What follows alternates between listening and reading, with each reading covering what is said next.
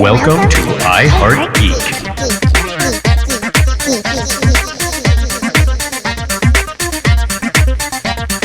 And welcome to another episode of I Heart Geek. See what we can do with special effects? You make me sound cool. That's the last time I'll ever get to sound cool in the rest of my life. So welcome to another episode, guys. We have a fantastic cast today. We are talking special effects and stuff. Visual effects, special effects, that kind of stuff. Yeah. Yeah. Blythe, we can't see you. Yeah. There you go. Pew, pew, pew, pew. He likes to nod a lot on the mic, which is just amazing for our audio. In my head, we're using cameras. We're going to be there soon. Yeah. I know it. So I am Dub, and I'm your producer. And let's get started and talk to the people around the table. Who are you? I'm Miss Geeky Paige, and I'm really excited to talk about effects in all of their different incarnations. All of the glory. All of their effectual glory, so to speak. Yep, and I'm going to be like this the whole show. Oh boy, someone had coffee. You'd think, but nope, I'm just naturally wound too tight.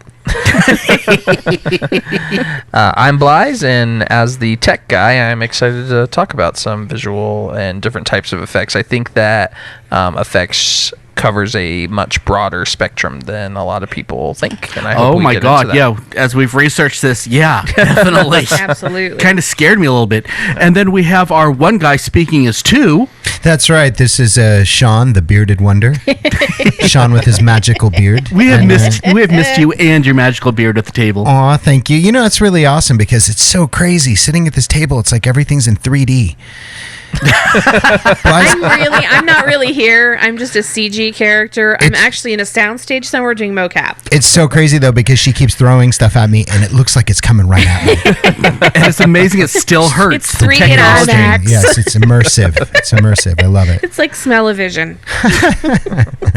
Okay, so let's actually just jump kind of right into this. And here's the kind of important question. What do we consider a visual or special effect? Let's go around the table a little bit on that. For me, a special effect is something that, in the simplest term, is something that is not what it seems to be and that makes it appear to be, if that makes any sense. Yeah, I would go with that. I'm brainstorming this right now, but if I would, had to come up with something off the top of my head, it would be that it has to be in some way altered in order to achieve the effect you desire. Does that make sense? That absolutely makes sense. Yep. Yeah, I think that hits it right on the head. Is just creating something that you wouldn't normally be able to produce just off without going to extremes. Mm-hmm. Sure, you can make an explosion for real, but how much is that going to cost, and what are you going to do to achieve that? Well, on the other hand, you can take the old Star Wars movies, the originals. They had actual real explosions happening, and that was a special effect. Yeah, for sure. Yeah. Mm-hmm. So I don't think it's even just limited to it's not a stunt. Yeah, no, yeah, it's like I said, it covers It's everything. Everything, yeah. And a big one that I think is amazing is the makeup special effects. Yeah. Mm-hmm. Because that whole practical special effects stuff. Something as small as a black eye, which is a makeup effect, or you could have... Or losing a mustache on a Superman? No, that's bad special effects. But like a black eye, you're not going to CGI that. You're going to throw makeup on the actor and prosthetic on the actor. So it could be something that small, but it also could be something huge like Admiral Akbar. Yeah, it's just a whole Star mocap. Wars. No, Admiral Akbar, that's a dude in a that's mask. special. I mean, like, makeup covers the gambit. Yeah, makeup covers the gambit as well. So. And it's interesting too that like even something as minor as a bruise done poorly can really take you out of the moment. For example, in the show Bus Stop that I happen to have directed, that's going on LVLT right now. A little self-promotion. We actually have to do a it's just it's no, that's okay. It's just serendipity that it happened to be. No, it's self-promotion. But anyway, we had to do a bruise. We have to do a bruise on one of the actors, and it was one of those things where we labored over it to see how dark we needed it to be to read to the audience and not look like dirt. but to also not look fake. So, Yeah. you know, so it's amazing how much effect, see what I did there? How much effect, a special effect can have on your production. Completely intended. Yeah, I think we're gonna cover a lot of what we feel to be good effects. Is there anything else that you guys can think of just off the top of your head that just struck you out as being like bad? That mustache. Toxic Avenger. Okay. Oh yeah. Everything about that was bad. RoboCop, that's another great example. When you see I don't know if you guys remember that movie much. There's the scene that the guy that gets dumped into the toxic waste, just like Toxic Adventure, he's kind of crossing the street and a car hits him. And you can so plainly see it's like they just stacked a bunch of water balloons together and literally made it explode. Do you think that's a bad effect, or is that just an age effect? Like, did you feel that way about that effect Yes. when you first saw it? Absolutely. Okay. Yes. Yeah. Because I know there's sometimes that line about, man, that's really bad. But when it came out, Yeah, it was great. That's a fact. On I our love top that. 5 list, I have some examples of that. Yeah, I love that when you go back and you see an effect and you remember that, you know, when we watched, you know, The Last Starfighter, man, that was killer. Yeah. That looks so. Now you look at it and you're like, what? Oh no. Or I like Oh when you watch my. the old westerns or even the old like swashbuckler films, and the guy gets like hit in the back with an arrow or in the front with an arrow, and you can literally see that there's a block of wood under their costume. Yeah. I'm sure it wasn't quite as noticeable to people, audiences back then, because that was still kind of a revolutionary thing to have a guy like shot with an arrow on screen, whereas now you sit there going, he's got Kevlar on, and I can see it. It's bulky. Here's a It just question. kinda takes you out of it. I'm going to admit that this is kind of a segue, but I'm genuinely like, this popped into my head, and I'm really curious. Like, even if we only spend just a minute on it. So one of the things that I noticed, like being a magician and having performed and consulting on magic and shows and things like that, is that as time has gone on, I believe that people have grown more cynical. And it used to be that when people saw Thurston or Keller or Houdini, they were like, "Wow, he made that woman float." Yeah, there was now no we watch it and we question go, to it. "Wow, we could How'd he barely do that?" Now, yeah, but now we go, not even how'd he do that? They would go, "Wow, he did that." And now we go, "Man, I can barely see the strings." Yeah. You know what I mean? And I think that people were less cynical, and there was a more suspension of disbelief that occurred, where now we're more hypercritical, where we're like, "I can totally see the block in his shirt." And there's no suspension of disbelief. Do you believe that that's true? Or Yeah, absolutely. Yeah. This leads to what we're going to talk about next anyway. Perfect. And it's really, you know, how has the effects changed as times went on. Like a great example was The Princess Bride. We all watched The Princess Bride when we grew up. We all loved it.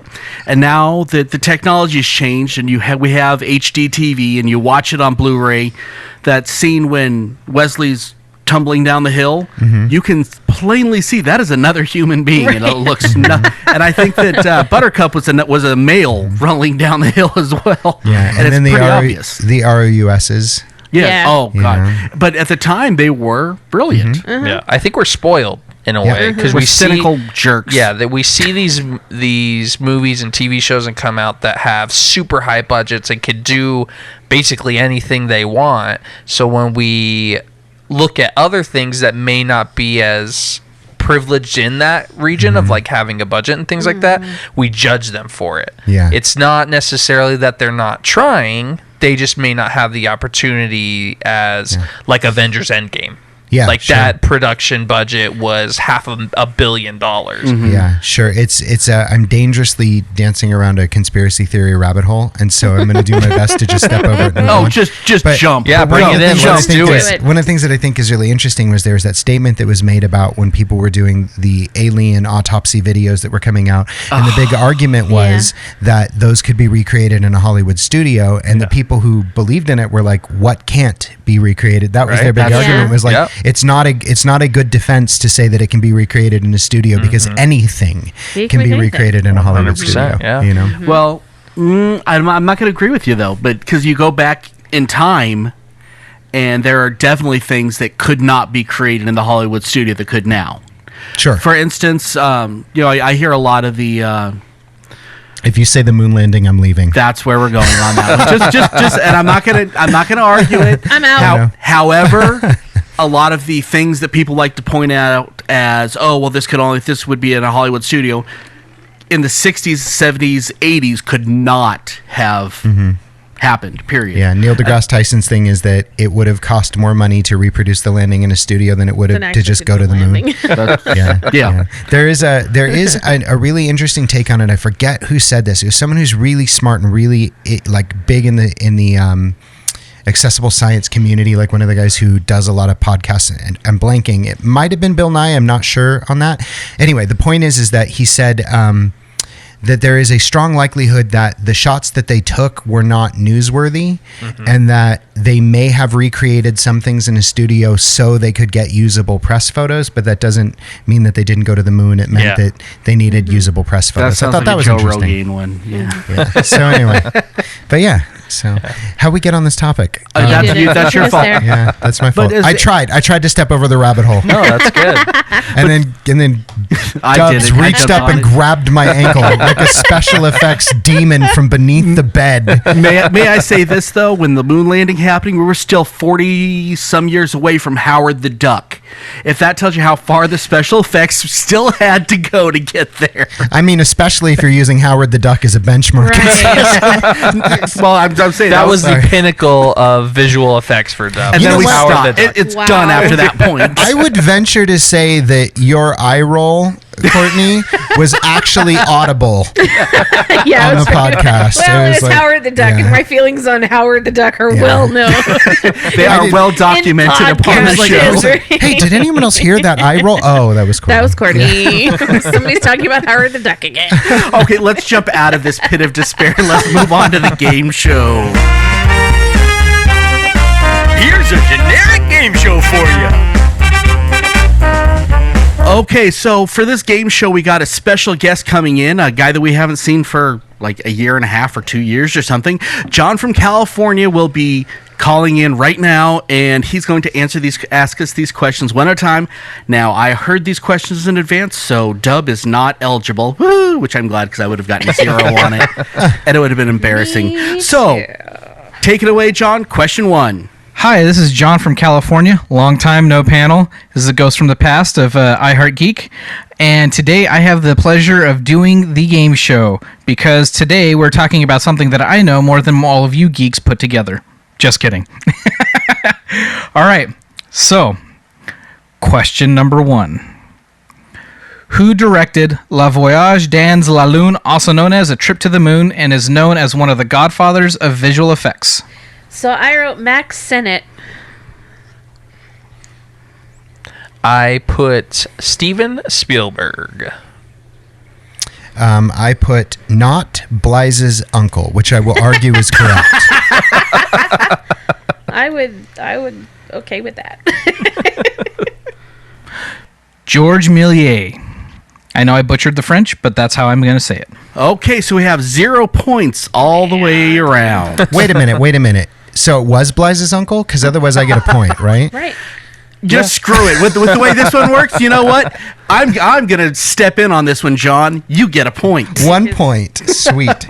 And he's even writing it down. That's what's amazing. Thank your uncle for me. Oh, I will. Okay. Love it.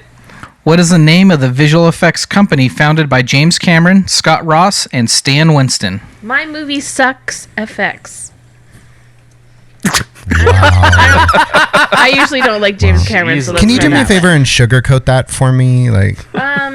Sure. Sugar-coated my movies. My movies are terrible effects. There we go. I put Unobtainium Inc. I was trying to hold in a laugh on that, and I couldn't. Mine is Win Ross or Cam. That's actually funny. Digital Domain. So that's a big fat 0. With Sean is He's half a point. I'm going to give him a half a point for that last one. I took a half a point away. But he's still winning by leaps and bounds. That's right. Oh, yeah. That's right. What was the first movie to use an entirely CG character? I have no clue. So I went to my go-to answer of Beowulf. Nice. Right. I put The Terminator.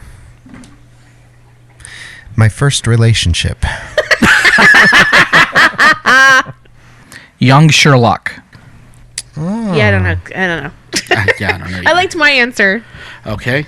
What movie did Spaz Williams and Mark DePay famously go rogue and create CG characters to keep from using stop motion? Mighty Joe Young. Ooh. Just making these up. I as we like go that one, along. actually. Who framed Roger Rabbit? You made that question up. Sean really went for these today. He did. Jurassic Park. The answer was Jurassic Park. Oh. Because they wanted to do stop motion with it. That's why I was trying to give you that hint. I don't even know what the question was at this point. So. That's why we wrote them. Right. What is the 1989 movie that had a CG character that is sometimes known as the Water Weenie that paved the way for the visual effects of Terminator 2? I think I have this one right. The Abyss. Correct. Yay, one for me. I'm awesome. I wasn't born yet. So That doesn't matter. That is not a factor. Sean, did you hear my eye roll again? Question 1, none of us were born. Gross.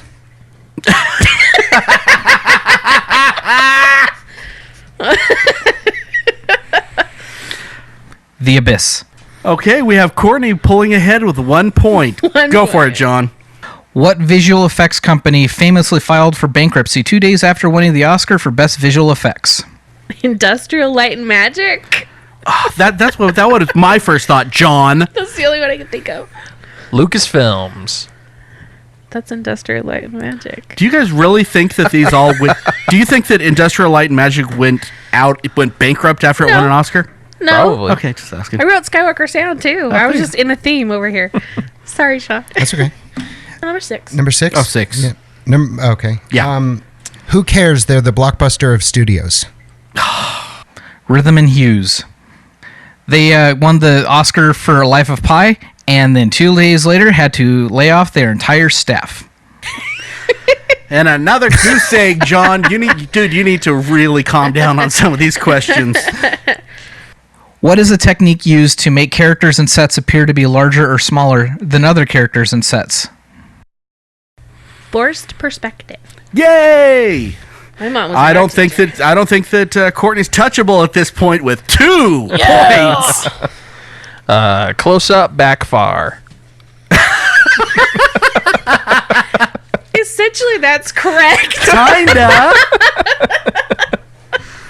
Honey, I Shrunk the Set. Oh.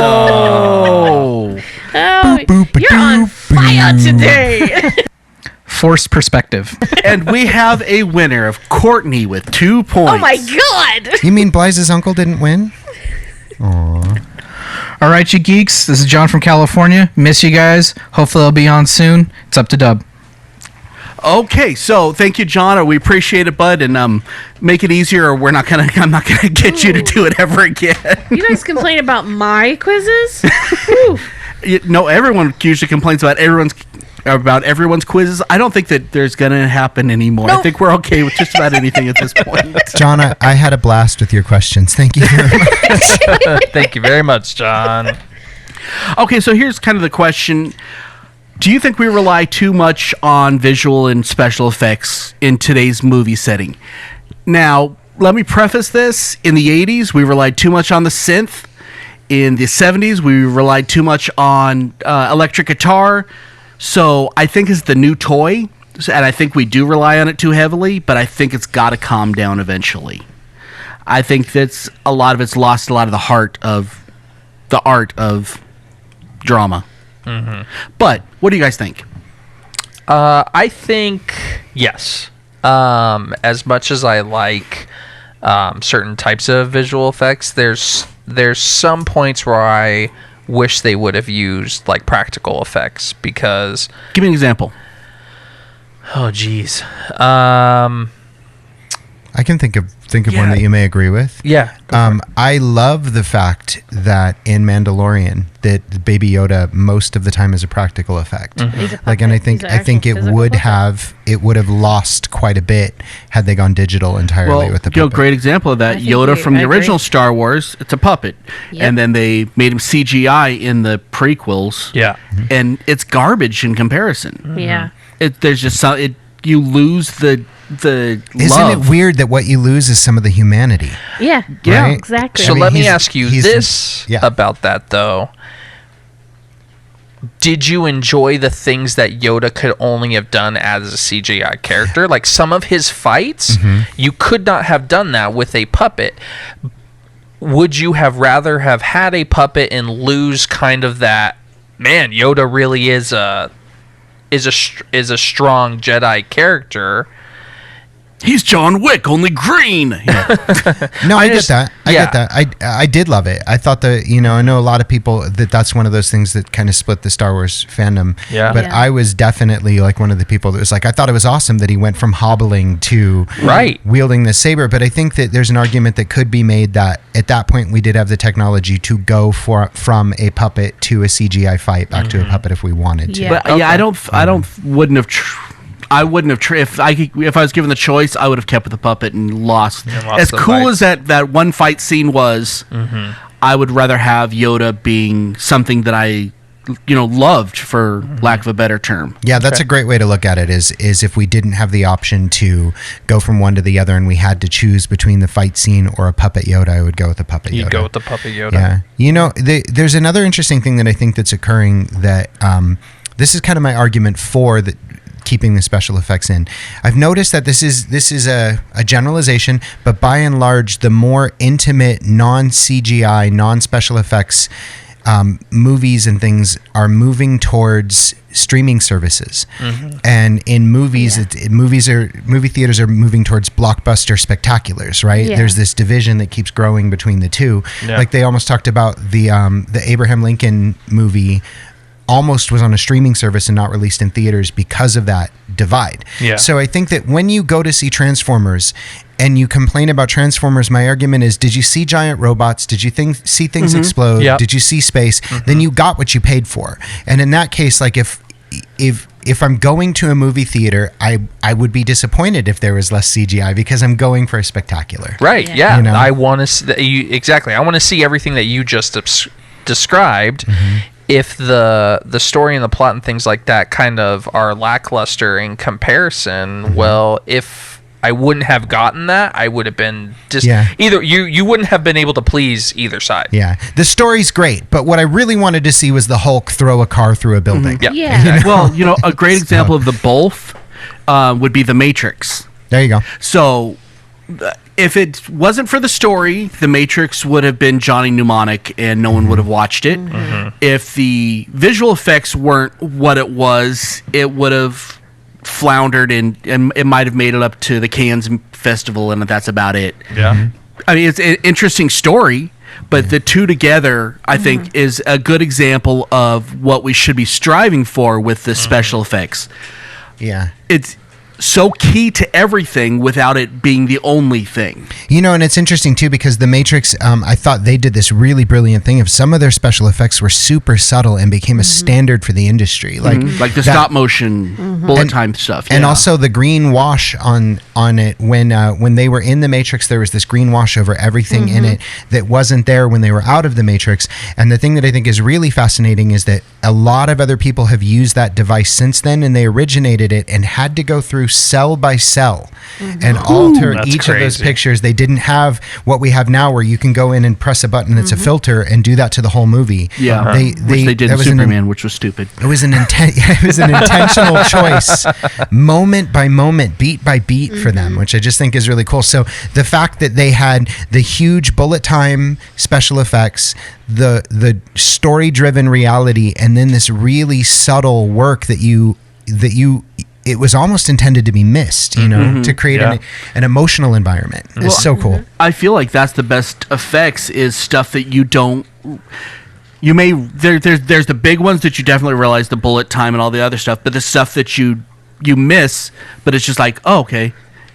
It's like a good bass guitar in a song. You see them, Yeah. you don't know that. Yeah, exactly. Yeah, If you hear it a lot, okay. But if it's doing its job, it's there. Yeah.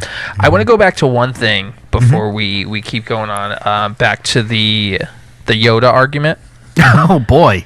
I feel strongly about I guess. As the story of Baby Yoda progresses, and you love Baby Yoda. I do not love Baby Yoda. Love. He's the worst character in all of Star Wars fandom. But wow, you're Jar Jar. As his story progresses, they will eventually have to change him. If he does what people want him to do and become stronger in the Force and become that Jedi that people want him to do, eventually you will have to switch him from a puppet to a CGI character for the exact reasons of what they did in the prequels. You're going to want to see him in fights. What do you want to see with that? They don't have to do that, though, because They he's can run not it for Yoda. years.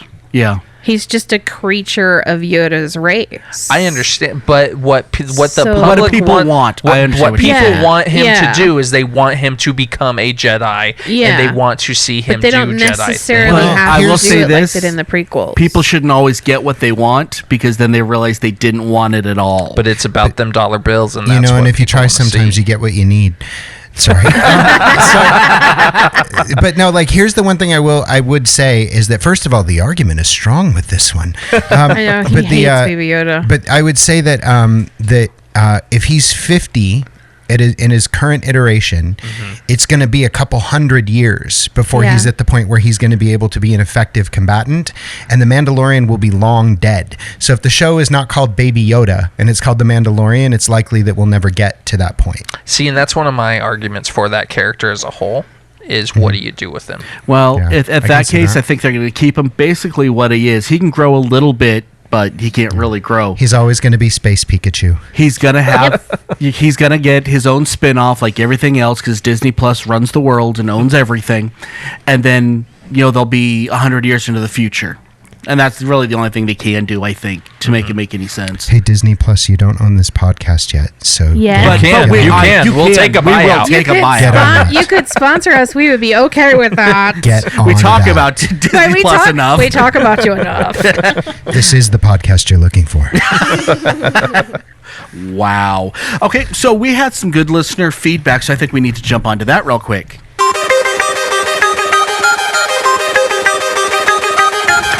And now, let's see what all of our geek rock stars have to say.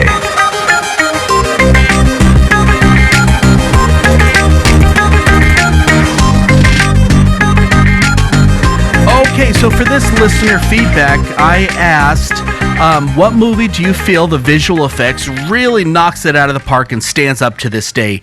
We had so much, and yes, we cut a lot. And I'm only going to read one that came from Twitter, and that is at Enreal Dad Now So, which is Mauricio RMC. I apologize, I cannot pronounce your Twitter name, but I thought it was a good response, and that was Starship Troopers. The physical effects of makeup and digital ones look great to this day, and I agree. It was made to be cheese even at the time, so that it really did transfer on to current, if that makes sense. So, and then I'm going to let Courtney do the rest because I really don't like reading these, and she gets to be the bad guy for I cutting do people. get to be the bad guy. Yeah. You get to blame me when I cut you. We had a lot. We had a lot of listener feedback on Facebook. Thank so you. Thank you, everybody. If I don't read yours out, you know by now. I'm sorry. It's just some of you guys get really talkative, And that's awesome. we Keep it love up. it. We love it. We just may not necessarily have time to read it on the air. So our first one is from Eric Broughton. Yep. He said aliens or Dragon Slayer, and then his why for Dragon Slayer is or not Dragon Slayer. I'm sorry, for aliens is really interesting because he talks about the FX.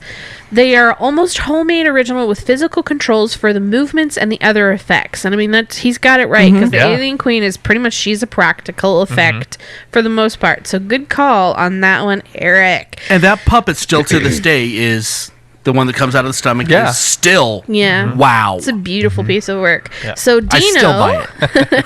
Dino, our friend at the Podcast. I said like saying Rob Bottin's effects in John Carpenter's The Thing, and I'm going to read it as you wrote it, and then I'm going to laugh at you, was frowned breaking in 82 when his Don't Unsurpassed. be that person. I know, he meant groundbreaking.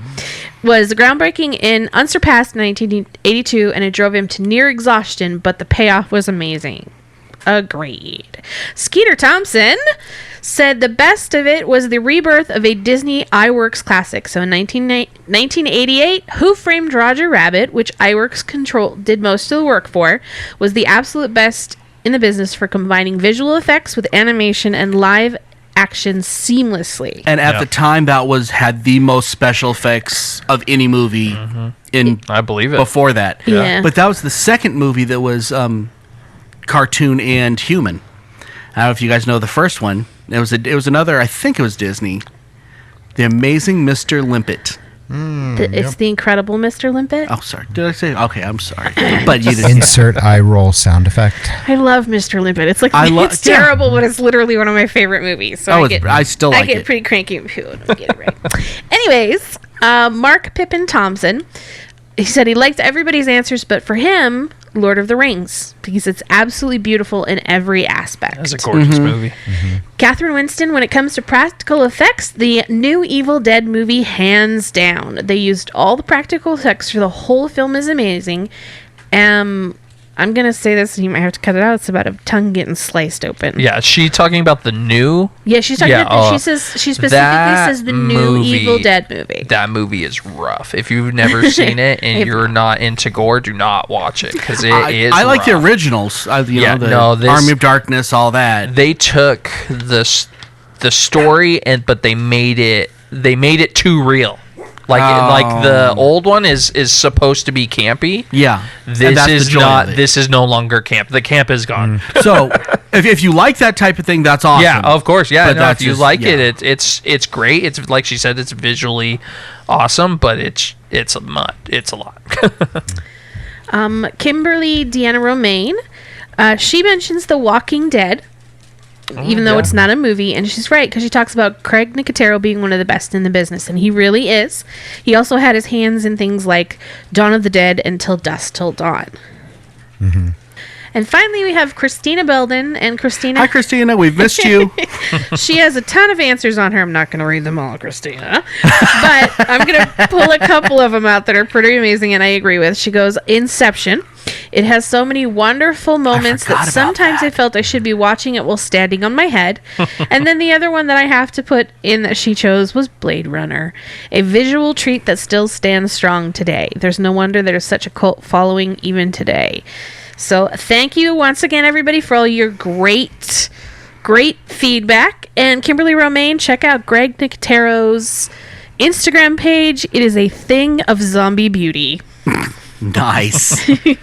Okay, so from that segment, let's move on to our next musical segment. We have the main event. Now it's time for the main event.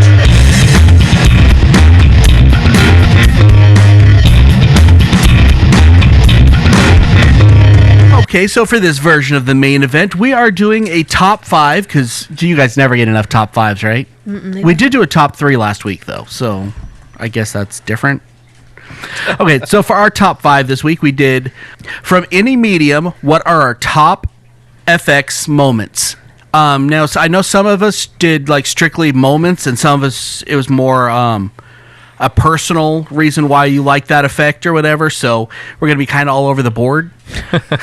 So my number 5 is Roger Rabbit. We discussed it a little bit earlier, but that to me was just the way that the cartoons and the people were acting together. That was before green screen and all that other stuff. It was just so well done and so just at the time just mind blowing. Did you guys feel that way about Roger Rabbit, or was it just me? I love Roger Rabbit. Yeah, I think that. Like you said, at the time, it was one of those movies that had a huge visual budget in it. It stands up today. Like if you watch that movie now, the melding from the animation universe into the human universe, like it still holds up. It does. Shave and a haircut. 2 bits. But no, it doesn't age at all, and it's really weird. And that was because it didn't have the CGI and all that other stuff that gets dated so fast. Yeah. I think you're right. I think that the reason that it holds up is because no one else has attempted like they did to go, this is a cartoon in, there's Cool World and stuff like that, but by and that large, was different. But Cool by and Worlds large, and like Fritz the Cat. that idea has not been done again, so there's nothing to compare it against. And so when you look at it, like, of course that's how cartoons would interact. You know what I mean? They're not trying to CGI those creatures into existence. They're cartoons. Well, you know, that so and perfect. generally in the last, say, 40 years, animation hasn't changed. Yeah. You know, the CGI has, because that's improved, but the pen and ink animation, the flip books haven't changed. Yeah. And there's something so timeless about that my kids can still watch it, and it's not like, okay, it's the Goonies. That was for you, Bless. Okay. My number 5 is the original King Kong puppet and puppetry. The stop motion. The stop motion, especially Fay Ray. Yeah, but especially the part where he's on the top of the Empire State Building, and then you Swatting have the planes. and you have the little planes on a string. That, I mean, yes, you can look at it and go, I can see the strings, and you know it's fake. It's just at that point in time in movie history, it was incredibly revolutionary. They were accomplishing miracles at that time. It was you just know, like, was the most astonishing thing that had been seen on film at that time. Yeah. Well, and I feel like that was actually more stunning and awe-inspiring than the new one that was just like $1 billion in effects. Yeah. I would rather watch that original, because that to me meant something more. I mean, even if you're not into the art form and all that, it means something a lot more when you see it that way for some reason. Yeah. You can actually see the work and the love that goes into it. Otherwise, it's zeros and ones. Wow, I'm sounding like a fuddy-duddy. My number 5 isn't exactly a moment, but it's a movie, and it's Toy Story. Because Toy Story was the first like fully CGI animated film ever, and it made its own genre. Like, it paved the way for so many more movies. Was it before Bug's Life? Yeah. Yeah. Okay. Yeah, it's their Toy first Story's ever film. Pixar's first full length. Yeah, first full-length feature. And like I said, it created its own genre. Like, you don't bat an eye when a movie like that comes out, but for the time, It was amazing. yeah. And I think it still is, honestly. And it's held up as well, I think. I mean, you can definitely see a little more rough edges than you would have seen then. Oh, for sure. But that's what's kind of disappointing when you watch all these old stuff afterwards. So I approached my answers a little bit differently. I considered it like, so art is the objective of art is to evoke an emotional response. So I kind of went through, and by and large, I made my answers based on what affected me emotionally, like what has resonated and stayed with me. And there are too many to count in Poltergeist for me. So my number 5 is Poltergeist. If I had to pick a couple of them, I would say the stretching hallway that was done strictly with the aperture open dolly back. Oh, yeah. And then the moment when the ghosts were coming down the staircase and moving through the mother, the chairs sliding by themselves across the floor, and the face being pulled off.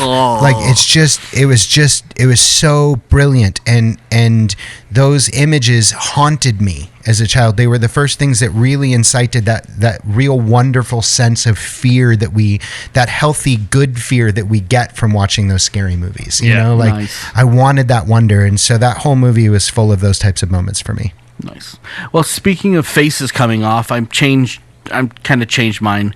And I got to do Raiders of the Lost Ark when they open the Ark. Yeah. With that, cheesy claymation face melting and all that. Melty face. With the ketchup and the mustard, and it's very obvious.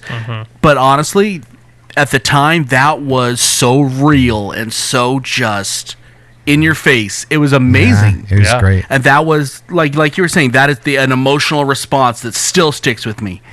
I didn't realize it was cheesy until probably 15, 20 years later.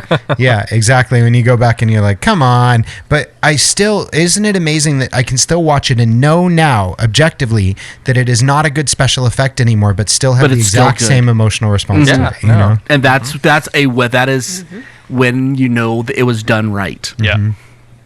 My number 4 is the dragons in Game of Thrones. Oh. I like a good mythical creature CGI creation. Yeah. And those dragons are really Look great. phenomenal creation. Man, I thought the best special effects in that was how they managed to convince everyone that Peter Dinklage wasn't the lead of that show. Yeah, I like to refer to that as the Daenerys and Tyrion show. Yeah, there you go. Well, let me actually. Can I pile on that one? Sure. Another dragon that I think was absolutely perfectly done was the one in, I believe, the last Harry Potter, the White Dragon. Oh yeah, When he's Okay, kind of yeah. cut That's up, good. and that to me was every bit as good as the Daenerys' dragons. Yeah.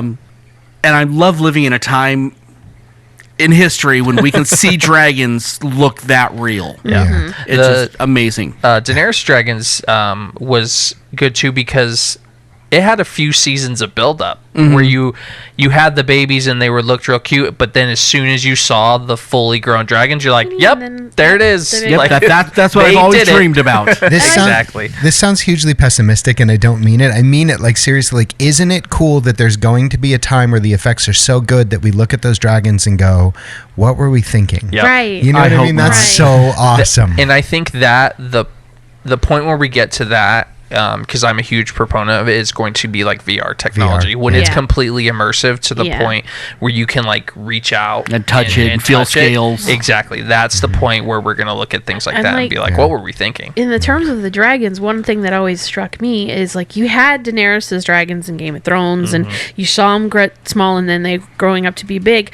And in between that happening and the last season, The Hobbit was created. Well, the Hobbit movies came out. Yeah. And I just feel like Weta Studios, as amazing in effects as they are, Smaug literally just looks like a Stop motion. cheaper version Yeah. of Drogon in Yeah. Game Yeah. of Thrones. It's like, we like this idea. Let's see if we can change it. Oh, we're not going to be as good as that. Meanwhile, Game of Thrones is like, keep up, guys. Right. Going back to what we originally talked about, when the special effect is better if it has the story to go with it. And we saw those dragons grow up, so we were emotionally invested, and we had a story that went with it. Yeah. If without the story, honestly, I mean, yes, they're cool looking, but I think we all would have forgotten about them. Yeah. But then it's also clearly somebody on the design team like thought about what would a dragon look like Oh, as yeah. they get Well, ready it's to hand in For sure. hand. they get ready to breathe fire, You know- and where would it come from, and how would the body expand, and what does a lizard do now, a Komodo dragon? I mean, there's obviously a lot of real world research into animals that we have now, into situations we have now, went into creating the dragons to begin with. Yeah. There's a cartoon, and if anyone is geeking out on this portion of the conversation as hard as we are, Right. if you haven't watched Flight of Dragons, it's amazing. And in Flight of Dragons, they talk about how the dragons magic breathe versus fire. science. Yeah, and they talk about like how there's like a honeycomb in their chest, and there's a thimble that is like almost like an electrical eel, and that's what ignites the gas Yep. that they expel, and they eat limestone to digest. It's fascinating. So it's John Ritter's the voice of the scientist. yeah, Really? and Colonel Potter. What is his name? Henry Morgan. Yeah, Henry Morgan is one of the wizards, and James Earl Jones is the bad wizard. bad Like wizard. unbelievable. It's so good. Cartoon. So It's good. fantastic. Flight of Dragons. My number 4, this is a little bit of a weird one, but I wanted to add it. Have any of you guys ever been to a D-Box movie? Yes. I So don't think so. so basically what it is they take the sound effects and they put it onto a motion seat.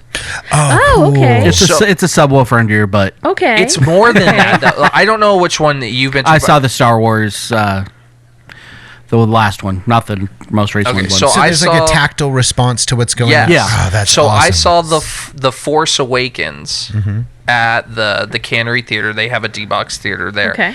And it's big things as like the Star Killer base explodes and your seat actually moves.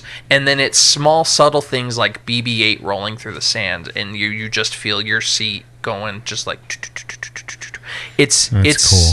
It's beautiful how That's cool. you get the subtlety of things and then you get the extreme of things, and it's just a fun way of really playing with those sound effects that you wouldn't really expect. Man, I want to watch a movie in a haptic chair. That's awesome. That's what it is. It kind of. That's what so it It's is. the start of it. Yeah, Yep. that's Kind of like the Star Trek Adventure used to do that. The Borg one, you would sit in the chairs with shake and and kind of that like poke you in the in rear. Disneyland with the Honey, I Blew Up the Audience, where the things would tickle Yes. your ankles and some water would mist in your Bugs face. Life did Tough that to be too. tough to be a bug. Yep. The Bug's Life when it goes under your butt. You're like, ah! Yep. Yeah, that seat had to Yeah. remind me So of if that. anyone ever gets a chance to do it, I would. Yeah, that's suggest it. cool. It's I fun. like that. Yeah. All right. Is You're it up, me? sir. It's me. What number are we on? 3. 4. Oh, 4. Sorry. 4. My number 4 is Time Bandits. And again, this was just a visual. First of all, everything, all the special effects in It's that the wall movie, going back, right? gorgeous. No, it is actually it isn't, but that's up there. The one that had the biggest emotional that just evoked the biggest emotional response was the giant with the boat on his head. When you realize the ship was this giant wearing a hat that was a ship, and when he climbed out of the water, it just there were images in that to this day, like I look back on fondly as a child, just staring at in awe. So just that movie is just rich with those kind of beautiful images. Nice. Very nice. My number 3 was the end of the Michael Jackson video, Black or White. Nice. With the morphing. Yeah, that was the first time we ever saw that. Nice. And it was just, you see one face go to the other face. You can't explain why it looks so cool. And I could still watch that, and it still just kind of blows my mind how because it's not like a quick change. It's just, it's weird. Yeah. But that's one that actually just really resonated with me, because I remember the Michael Jackson videos would come on Fox when they released all those off that album, and everyone I think in the country watched it, and it was like, this is the future. Yep. Mine's actually kind of along the same lines. It's the transformation in An American Werewolf in London. It's Rick Baker's classic Rick Baker his special best, effects. yeah. At his best. And I mean, you watch it today and you're like, yeah, you can see it's makeup, but it's still cool how it goes, because there's no morphing. It's all practical effects changing. It's the same stuff that's done in the Thriller video when Michael turns into a werewolf. So that's mine. My number 3, and I'm committing a cardinal sin by saying it, is Avatar. Goonies. Avatar. Oh, what? For the time that movie came out, when it came out, the reason why it made as much money as it did is because it is visually a beautiful movie. Put the plot aside, put terrible. all that. Yeah, the story, it's not good, but This is terrible, visually, but it's a pretty it film. is amazing, and it still holds up. Like if you watch that movie now, the effects still hold up to Visually, the standards yes. visually as they do today. But see, the problem is with Avatar, I've said this before, if you watch it on video, it's okay. I mean, people that saw it in the theater were like just completely blown away. You watch it on TV, I mean, even with the big screen TVs we all have, HD, everything. Okay. Oh, I disagree. I think it's still is a beautiful movie. It doesn't tickle my funny bone. Right. I know that there's probably going to be a bit of discussion, because I believe that Miss Geeky Page and I have talked about this movie before in these effects, is Clash of the Titans. The stop motion? Yeah, the original. And if I had to pick one, I know there's so many beautiful effects, but it's what affected me emotionally. And as a kid, I wanted Bubo. I want my own Bubo. Yep. I'm going to get on that. I'm going to start building that. I'll 3D print you one. Yep. Awesome. I always liked Medusa. I thought the Medusa puppet was amazing. Yeah. And there the was, Pegasus. and just the really clever stuff they did, like when he morphed the demon and he put the clay figurine down, and it was the shadow that changed and not the figurine, and then All when it panned Harryhausen. back, so it was just there. But yeah, that's another one of those ones where it sticks with me. I think about those images. Nice. Okay, my number 2 was kind of a personal thing for me, and that was when I discovered the Wilhelm scream. Is everyone familiar with that? It's hundreds of times it's discovered, and it's me and my kids' favorite thing to do when we watch movies, is to see if we can find one. But that was like the first time that I'm like, I feel like I'm part of that inside joke with the rest of these geeks that create this stuff. And that to me was, it's honestly means more in the movies than seeing a cool effect, is being able to hear that effect. Yeah, just in case people don't know, the Wilhelm scream is a stock scream sound effect that gets used constantly. Oh, yeah. Constantly It's a challenge. in movies. So like if you don't know it, look it up, and as soon as you hear it, You'll Google heard it and go, oh yeah, I can think of 17 times that I've heard that scream. Yeah, You know? in fact, you probably imitate that scream when you pretend scream. Yep. You know? There's like I think more than than 500 and some examples. Yeah, it says here that it's a stock sound effect that it's been used at least 416 times in films and TV, and that's only as of 2015. Yeah. Yeah, that's great. And it is say that is one of my that's the inside joke that we can all be a part of, Love it. and that's why I Yeah, love that. That's a good one. Mine's the Haunted Mansion ride at Disneyland. Ooh, Oh. for you. all the holograms. Yeah, I mean, when the ride was created, Disney Imagineering was doing some amazing stuff back when the park happened. I mean, it was the 50th anniversary last year of this ride, and I mean the stuff that they have made, Madame Leota's head in the ball, and the ballroom itself. I'm sorry if no one's ever been on the Haunted Mansion ride and you don't know what I'm talking about. Spoiler alert. It's very cool. Go see it. There's no sudden Pepper's drop. Ghost illusion. Is with The Hatbox Ghost, and then just the graveyard itself. I mean, all this stuff that was all groundbreaking, amazing stuff in immersive ride technology. At The growing time. paintings. Did you know Yeah, the the stretching room. Did you know the Hatbox Ghost was not originally ready? They Yeah, couldn't that's get why the he was technology never to in there, work. yeah. And Now it he's wasn't in until there. recently, Yep, that they put him back in. He's very cool. It's such a subtle thing, but the one that is my absolute favorite effect in the whole thing is there's one door that bulges, Yes. Yes. and that Yes. Like it's bulging breathing. door. Every time I look at it, I get creeped out. Yes. Like as an adult, I go, that is a creepy door.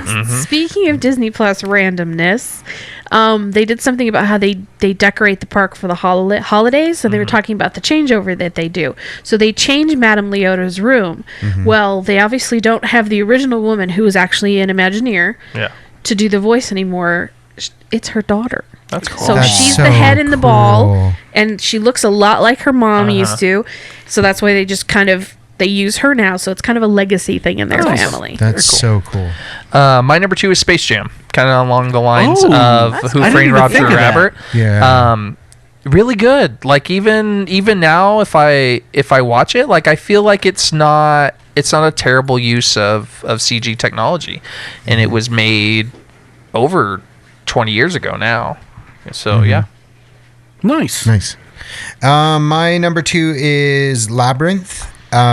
And if I had to pick, there's so many, and that is a foundational movie of my childhood.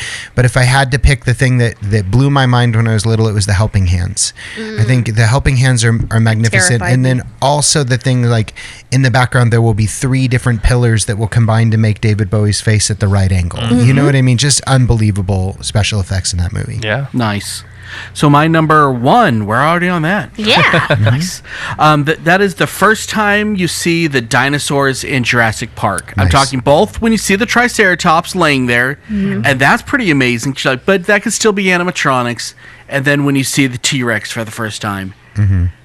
If that did not make you just drop your jaw when you first saw that, like cool. this, Yeah. what, huh? Yeah. One of the questions was about they wanted to do stop motion. This was a fight against stop motion, and to me that is perfect. Yeah. It's still perfect. It still doesn't look fake to me at all. Yeah, Blaise, tell your uncle he did a fantastic job on that. Not his Every Thanksgiving we thank him for it. Nice. My number 1 is the Daredevil hallway fight in season 1. Oh yeah, That's a good one. Mainly because it is literally one long take. Yeah, one shot. And the amount of effort that I had to go into choreographing that thing. And learning it. Phenomenal work. Yeah. Phenomenal work. I just saw 1917, and that movie is made There's to a bunch be. of long takes in Yeah, that too. it's made to look like all one shot. Like I know that they definitely edited Yeah. things together, but some of the shots in that movie are just beautiful. Yeah, 'cause that's what Kingsman tried to do too with that church scene. Yes. Yep. So good. My number 1 is Thanos from Infinity War and Endgame. I think the best representation of taking a comic book character from the pages and putting him into live action. I've seen a lot of like behind the scenes stuff, and they like down to his what's it called? The not your beard, but your Adam's apple. no, Your soul patch. no, it's Double the chin. it's the beard. What's they call when the beard just comes in? Stubble. 5 o'clock Stubble. shadow? Yes, down to the stubble on his chin. They went in and created that character. So Yeah, it my just- beard skips stubble entirely. So just goes- saying that. I don't think you remember when you had stubble the last No, time. and that's Woke up awesome. manic of Like the just nurse. seeing like that you can see the pores in his nose. Yeah, you know exactly. What I mean? Yeah. Like, yeah. Those types of thing, and it's just I know it's something that not every movie will get the budget to do it, but it's just Nice. fantastic. That's awesome. My number one is actually Starship Troopers. I think Ooh, that second time that's been mentioned. Yeah, the bugs moving across the landscape. That was the first one that came up with that program where each bug was moving independently. They were all in their own algorithm, and I believe I'm willing to be corrected on this in the comments, but I believe that it was also the first time that someone CGI'd lens flare when it pans up at one of the Really? ship's landing and the ship comes in and the sun is in the lens. It didn't look believable until they put the lens flare in. So they awesome. CGI'd lens flare, and that gets used all the time now. All the time. Anytime you're in space and the planets line up, the lens flare is CGI. And Starship Troopers was the first one to do that. So Nice. Love that pretty movie. smart. That's fun. And that's a show, kids. Hey. That's my effect of stopping the show in midstream, I guess. Thank you so much. Thank you yeah. so much for joining us. Wow, that's creepy. It is really creepy. Yeah. Do yourself a favor, take a listen to the ending. That gives you all the information on where to get a hold of us on YouTube and all that. Make sure you subscribe and like our stuff. Cause So close to 100, guys. So Get us close. there. We have so many listeners, and then on the YouTube, it's like, please like us. Please like us on YouTube. Please like us. So we love y'all. Thank y'all so much for the feedback. And until next time, I'm Dub. I'm Miss Geeky Page. I'm Blyze. I'm Sean the Bearded Wonder.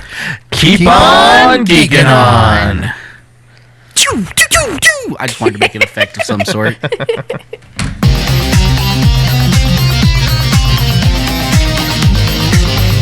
You have been listening to the latest episode of the iHeart Geek Show. Make sure you visit our website at www.iheartgeekshow.com. Make sure to follow us on Instagram, Twitter, and Facebook. And if you check us out on YouTube, make sure to like, comment, and subscribe. And keep on geeking on to all of you geek rock stars.